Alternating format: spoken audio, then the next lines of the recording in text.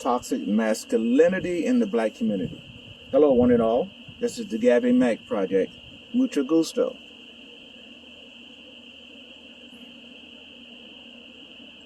Okay, let's be clear about one thing. White feminists have been using the term toxic masculinity to beat their white men into submission. Now it seems that some black women have jumped on the bandwagon just like they did with the original feminist crusade.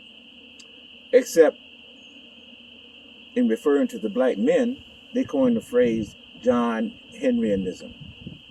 Now, I've been listening to a lot of videos and watching them, especially the female area.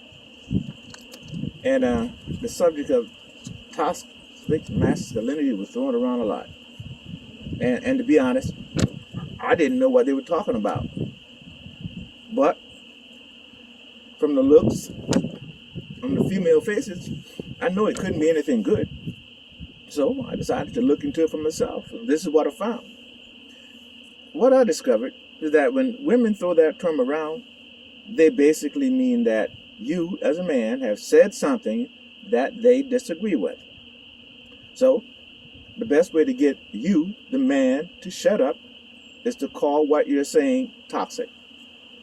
But if you ask the average woman to define what toxic masculinity is, crickets. Like deer looking into the headlights. It's kind of like being called a chauvinist or an adherent to the patriarchy. Being called toxic has for too long been just used to get men to shut up. Now you see, early feminists have been successful in redefining what masculinity is. Anything to do with maleness is considered to be associated with domination, homophobia, misogyny, and aggression. Now you know that is the quickest way to get dialogue to end. Call a man homophobic or misogynistic or supporters of domestic violence and sexual assault. That'll get the average man to be quiet, or it has for the last 50, 60 years. Now, in fact, the concept of toxic masculinity is used in academia and media circles to refer to certain cultural norms that are associated with harm to society and men themselves. Wow. Now, I wonder if any men had a contribution to this concept. Very doubtful. Now, over the past 50 years plus, feminism has been successful in perpetuating the idea that any man who exhibited the trait of toughness and not being emotional were damaging to the man's mental health. And to get black women on board, they came up with that phrase, John Henryanism. Somebody who's goal-oriented, etc., etc.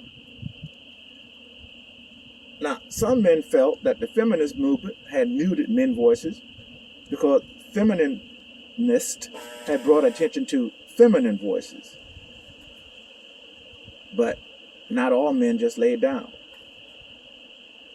The phrase toxic masculinity was first used by men, and it was used to describe how modern culture, i.e. feminism, had repressed what they call deep masculinity.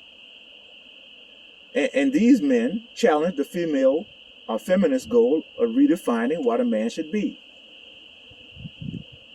Now, what these men were actually trying to do when they used the term toxic masculinity was emphasize that men should not feel guilty about celebrating the differences between men and women.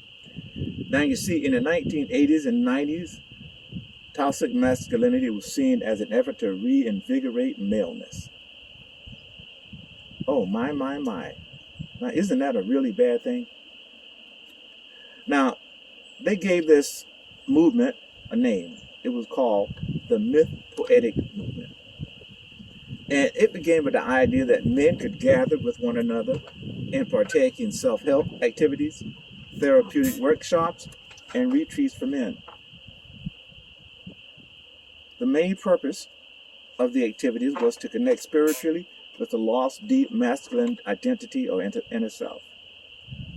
You see, the term toxic masculinity was coined by a man named Shepherd Bliss.